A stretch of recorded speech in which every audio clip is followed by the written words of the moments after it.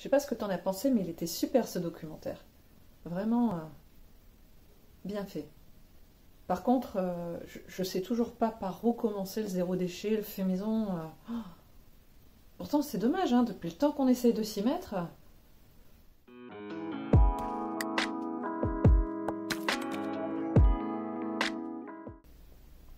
Bonjour. Je ne sais pas pour vous, mais moi, en tout cas, pendant des années, j'ai regardé un petit peu ce qui se faisait au niveau du zéro déchet, du fait maison. Alors pour moi, c'est deux sujets qui sont assez liés, puisque plus on fait soi-même et moins il y a de déchets. Dans tous les cas, à chaque fois, je tombais sur la même chose. Les gens qui en parlaient étaient souvent passionnés. Ça me donnait très très envie, mais c'est des gens qui le pratiquaient depuis des années.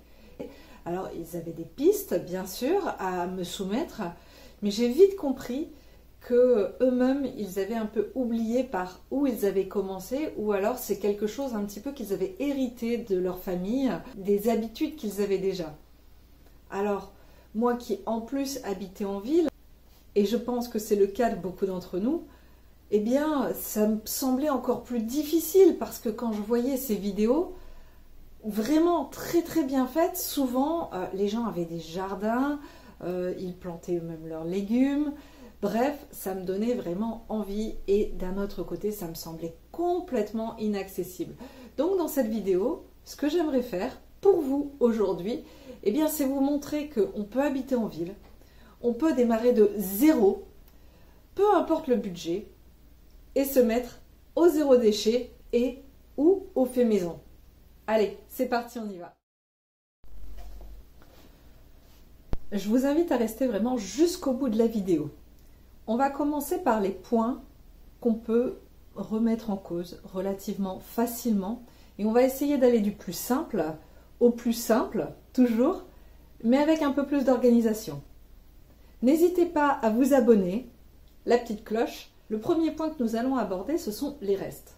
Alors, qu'il reste un tout petit peu de sauce bolognaise ou qu'il reste vraiment une casserole pleine de pâtes, on peut toujours en refaire quelque chose. Alors, je sais que parfois on se dit oui, mais pour 2 cuillères de sauce bolognaise, par exemple, c'est pas forcément intéressant. Eh bien, détrompez-vous. Il y a certains restes qu'on peut tout simplement recuisiner. Je pense notamment aux sauces, par exemple si vous faites un poulet aux cacahuètes ou un curry, ou même de la sauce bolognaise, comme je viens de prendre l'exemple. Vous mettez vos restants de sauce en feuilles de briques et vous obtenez tout simplement un 4e repas. Ça évite de jeter et finalement c'est assez rapide à faire. Lorsqu'il vous reste une part complète d'un plat, ou même 2 ou 3 parts, vous pouvez également congeler suivant ce que c'est. Ça vous permettra d'éviter de manger 3 jours d'affilée la même chose. Et puis, le jour où vous n'avez pas envie de cuisiner, eh bien, vous avez déjà un plat tout prêt, tout fait. Et puis, tout simplement, vous pouvez également manger 2 repas de suite, si ça ne vous dérange pas, exactement la même chose. Les goûters. Alors, que l'on ait des enfants ou pas, moi, personnellement, même si je suis une grande enfant, j'adore avoir un petit truc à grignoter, surtout dans l'après-midi. Simplement, il y a des recettes et même parfois des machines, je pense notamment au Cake Factory, qui peuvent vous aider à faire vos propres gâteaux, vos propres recettes assez facilement. Après, il y a également voilà, les recettes toutes simples. Si vous les suivez à la lettre, le secret vraiment de la pâtisserie, c'est de suivre à la lettre. Alors, pour faire un 4 quarts par exemple, ou un cake au chocolat, un banana bread, ou ce genre de choses, excusez mon accent anglais, eh bien vraiment, c'est tout simple. Si vous voulez des exemples de goûter, n'hésitez pas à me le dire dans les commentaires et je me ferai une joie de vous faire une vidéo là-dessus avec vraiment des recettes mais simples de chez simple et inratables. Je pense que vous l'avez compris avec la recette des yaourts, je peux vraiment vous aider à faire des recettes mais simples de chez simplissime. Donc les goûters, faites une croix, hein, c'est bon, normalement il y a possibilité de faire vous-même. Dans les goûters, je pense aussi notamment aux desserts et aux yaourts en particulier, justement. Je vous invite, si ce n'est pas encore fait, à aller voir ma vidéo sur les yaourts. Alors, ce qui est sympathique en plus avec les yaourts, c'est que les pots sont en verre, vous pouvez les réutiliser à l'infini Et du coup, forcément, au niveau de votre consommation de plastique, d'emballage, etc., là, on en revient vraiment aux bases de base du zéro déchet. Le troisième point que j'aborderai, et pour moi il me semble assez évident du fait de ce qu'on vient de parler juste avant, ça va être les plats préparés. On va essayer de bannir le plus possible les plats préparés pour faire au maximum maison. Alors là, c'est pareil, ça va faire crisser des dents aux personnes qui ne sont pas très à l'aise en cuisine, mais je vous assure qu'on peut vraiment faire des plats simples mais bons. Donc on va partir d'idées toutes simples comme les pâtes, le riz, une base de viande par exemple, une pâte à tarte ou ce genre de choses, et on va vraiment essayer de broder autour de ça. Par exemple, si je vous dis poulet, un morceau de poulet plus des poivrons, plus des épices, plus de la sauce tomate, et ça y est, avec du riz, on obtient un super plat. On est d'accord? Et voilà. N'hésitez pas vraiment à vous dire, quand vous faites votre liste des courses, ok, alors, tel jour, pâtes, tel jour, riz, tel jour, tel ingrédient, voilà, et essayez de broder autour. Et vous verrez, ça va être beaucoup plus simple comme ça que si vous êtes face à votre liste de courses, à vous dire, qu'est-ce que je fais aujourd'hui? Et bien là, je vous rassure, on est tous pareils, aucune idée. Un autre point qui va être important dans le fait maison et également dans le zéro déchet, c'est si on prend un aliment, en gros, dans tous les cas, j'ai envie de dire, plus vous allez prendre en gros contenant et moins vous allez avoir d'emballage. C'est QFD. Donc, si vous prenez cet aliment en gros, après, soit vous avez la possibilité de faire plusieurs plats avec le même ingrédient de base, soit vous pouvez tout simplement congeler une partie ou stocker une partie. Alors, par exemple, pour reprendre, je ne sais pas moi, admettons un morceau de bœuf à mijoter, vous pouvez faire un pot-au-feu, vous pouvez faire une bonne carbonade flamande, voilà. Vous avez des idées qui changent mais complètement les unes des autres. Si vous prenez des ingrédients secs tels que les lentilles, tels que le riz, les pâtes par exemple, et bien là vous pouvez également soit mettre dans des contenants différents ou soit garder dans le contenant d'origine et conserver puisque les ingrédients secs se conservent beaucoup plus facilement. Une autre alternative également, c'est qu'avec un aliment pour faire plusieurs plats, vous pouvez tout simplement faire ce qu'on appelle le batch cooking. Alors on en a parlé juste avant, pour stocker un ingrédient, il faut un contenant.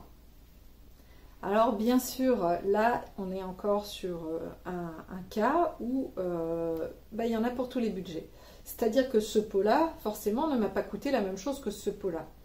Vous pouvez avoir des pots que vous récupérez et puis vous pouvez en acheter. Il y en a un petit peu partout, que ce soit dans les grandes surfaces, que ce soit dans les magasins type Action, etc.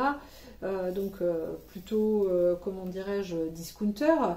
Ou vous pouvez également en avoir dans tout ce qui est Alinéa, Ikea, magasin d'ameublement.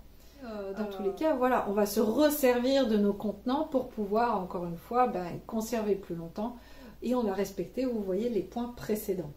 Donc c'est là vraiment que je vois que tout est intimement lié et que pour moi, en tout cas, je ne pouvais pas faire une vidéo qui parlait de zéro déchet sans parler du fait maison. Et je ne pouvais pas parler de fait maison sans parler de zéro déchet. Un autre point sur lequel j'ai vendu la mèche, c'est le vrac. Alors, il y a de plus en plus de magasins qui font du vrac, de plus en plus de grandes surfaces. Pour moi, le point positif, c'est que vraiment, ça nous permet de n'acheter que ce dont on a besoin. Donc, moi, je trouve ça vraiment sympa, cette histoire de magasin de vrac. Au moins, on peut essayer, on peut tester des nouvelles choses, même au niveau des épices. On peut se dire, ok, celle-là, la petite tikka masala, elle me tente bien, mais je ne sais pas ce que ça va donner dans mes plats, je ne sais pas si je vais réussir à l'accorder. Eh bien, je vais prendre juste ce qu'il faut pour pouvoir m'en servir au final, et ça m'évitera d'avoir 50 ou 100 grammes qui vont traîner dans mon placard, et dans 5 ou 6 ans, je découvre un petit sachet, mais c'est quoi ça déjà? Un autre point qui pour moi est intimement lié avec les magasins de vrac, c'est la chasse au suremballage. Alors, il y a de plus en plus de marques, souvent au rayon bio, mais pas que, qui font la chasse. Les céréales du petit déjeuner, et ça, c'est les champions à la matière, elles sont emballées dans un plastique et à l'extérieur, vous avez encore un carton. Alors qu'aujourd'hui, on sait très bien qu'on peut faire tout simplement un carton tout simple avec le produit à l'intérieur ou un plastique avec le produit à l'intérieur. Ça ne change rien au goût du produit et au final, ça diminue le coût de production, ça diminue les matériaux qui ont été utilisés, puisque de toute façon, le carton et le plastique, je pense que vous comme moi, on est d'accord, on ne le mange pas. Donc, il va aller où? Directement dans la poubelle.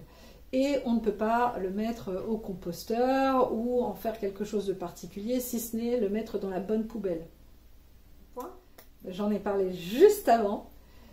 C'était le compost. Alors, le compost, on peut ou on ne peut pas. Ça, encore une fois, si vous êtes en appartement, qu'il n'y a pas de courette, qu'il n'y a pas de point extérieur et que clairement votre ville n'est pas engagée dans l'écologie, etc., ça va être beaucoup plus difficile. Mais ce n'est pas impossible. Je m'explique.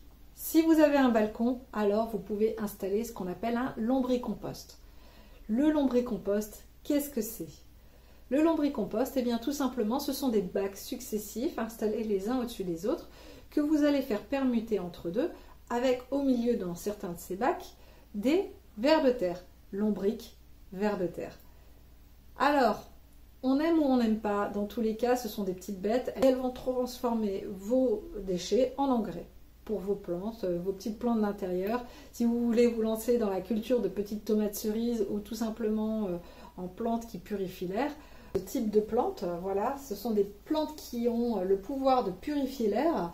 Eh bien, si vous faites votre lombricompost, eh bien, de temps en temps, vous pouvez leur donner un petit peu de votre engrais naturel fait du coup avec vos déchets ménagers.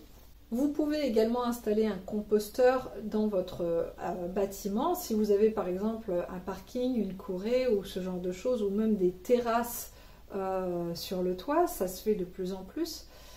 Ça, alors, soit c'est une décision qui est prise en commun avec tout l'immeuble, par le syndic ou ce genre de choses, soit ça peut être mis en place directement par la volonté du propriétaire, du promoteur qui a construit les bâtiments et qui en installe un directement dès le départ. Si, dans tous les cas, vous êtes d'accord tous les uns avec les autres ou alors que vous habitez dans un petit quartier, un petit lotissement, eh bien sachez que dans certaines mairies, on vous donne gratuitement des composteurs. Voilà, ça se fait de plus en plus. Je sais que voilà, il y a de plus en plus de villes qui sont engagées dans ce terrain-là. Il y en a en région parisienne, il y en a dans tous les départements. Vraiment, il ne faut pas hésiter à vous renseigner. Un petit coup de fil à la mairie, ça ne mange pas de pain. Mais dans tous les cas, le composteur, ça peut être quelque chose de sympa. Et dans mon ancienne résidence, il y avait également un composteur. C'était donc plein de petites maisons. Et le syndic s'était mis d'accord sur le fait qu'on pouvait installer un composteur. Et donc on avait pris une petite parcelle verte pour mettre le composteur. On avait installé des bacs. Et voilà, j'avais pris beaucoup de plaisir à participer. On avait même fait des repas. Mais en général, vous tombez vraiment sur des gens en or qui ont énormément de choses à vous apporter et vous allez en apprendre énormément, que ce soit sur comment planter telle ou telle espèce de fraises, de poireaux ou autre, ou même tout simplement sur le zéro déchet, sur le fait maison. Vous allez pouvoir échanger des recettes, des facilités, des astuces, etc. Enfin bref, vous n'allez en sortir que grandi. Donc je vous invite vraiment à vous rapprocher de personnes comme ça, d'associations aussi. Alors, je vais finir cette parenthèse avec tout simplement le fait qu'on peut rejoindre des associations telles que Incroyables Comestibles qui sont présents un peu partout sur le territoire français. Et en fait, le but, tout simplement, c'est de partager les pratiques du jardinage urbain, tisser des liens avec ses voisins et végétaliser sa rue.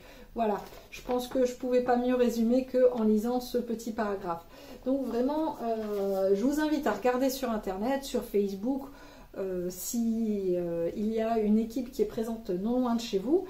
et voir du coup tout simplement si dans votre quartier, si dans votre ville, il y a des choses qui sont faites, ou même dans la ville voisine, et bien tout simplement, si ça vous intéresse, à rejoindre l'un de ces groupes et à voir s'il est possible dans votre quartier d'installer un composteur. Pourquoi pas? Alors, et ça c'est un point qui revient, et ça va être le dernier point que je vais aborder dans cette vidéo, vraiment pour commencer, pour la base, ça va être changer ses habitudes. Et j'irai même plus loin, je dirais analyser puis changer ses habitudes. Je m'explique. Si vous allez en course 2 à 3 fois dans la semaine, essayez d'analyser ce qui fait que vous y allez aussi souvent. Est-ce que c'est parce que vous passez devant le magasin et que ça vous donne envie d'y aller? Est-ce que c'est parce que vous travaillez dans un magasin? Ou est-ce que tout simplement c'est parce que dès que vous ouvrez votre frigo, vous avez la sensation qu'il n'y a rien dedans? Parce que soit vous n'avez pas préparé vos menus, soit vous n'avez pas fait votre liste de courses en fonction du menu que vous auriez préparé, ou autre. Mais voilà, c'est un point par exemple, que je prends en exemple, mais on peut vraiment partir là-dessus sur tout un tas de points.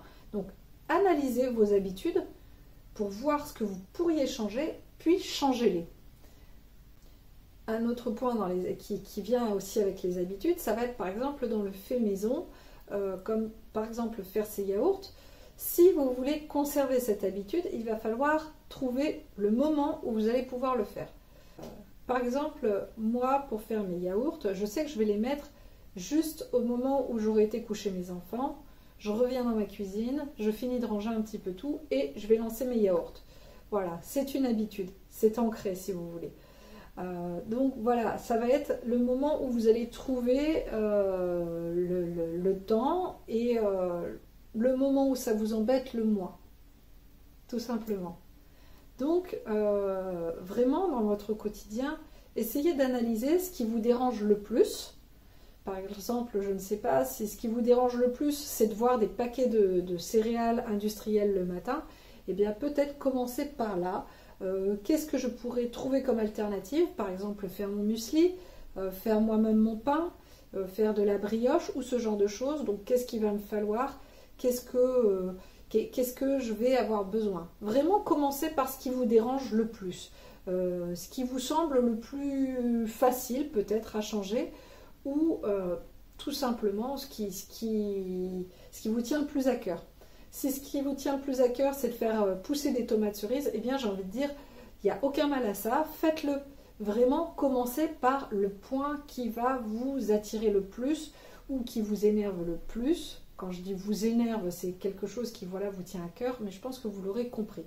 Donc, changez ces habitudes une fois qu'on les a analysées. Et le fait justement de les avoir analysées et pas juste d'avoir changé sur un coup de tête, ça va vous permettre de comprendre pourquoi vous voulez changer ce point-là. On reprend l'exemple du supermarché. Ah oui, effectivement, ça me donne envie d'y aller parce que je passe devant. Donc, soit je change de route, ou soit la prochaine fois que je vais passer devant, je sais que j'ai envie d'y aller parce que je suis passé devant. Donc je vais être plus fort que ça. Je sais que j'ai tout ce qu'il me faut dans mon frigo, je rentre à la maison. Ce sujet étant très dense et très intéressant, je vous invite à me retrouver dans une partie 2 pour continuer à en parler et comprendre pourquoi se mettre au fait maison et au zéro déchet. N'hésitez pas à vous abonner et à me retrouver sur Facebook, Instagram et TikTok. Je vous dis à très bientôt et je vous souhaite une excellente journée.